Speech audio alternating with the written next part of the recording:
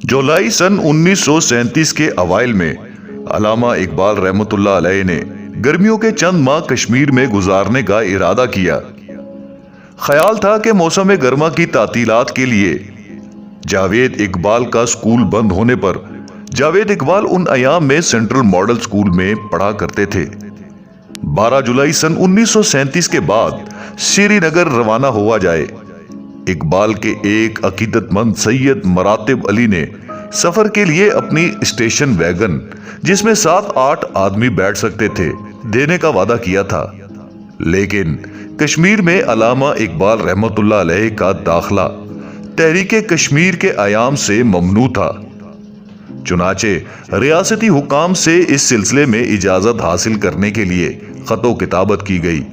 पहले तो खासी मुद्दत तक इकबाल को कोई जवाब मौसूल न हुआ, मगर बिल आखिर जब रियासती हुकाम ने सफर कश्मीर की इजाजत दी तो मौसम गर्मा गुजर चुका था।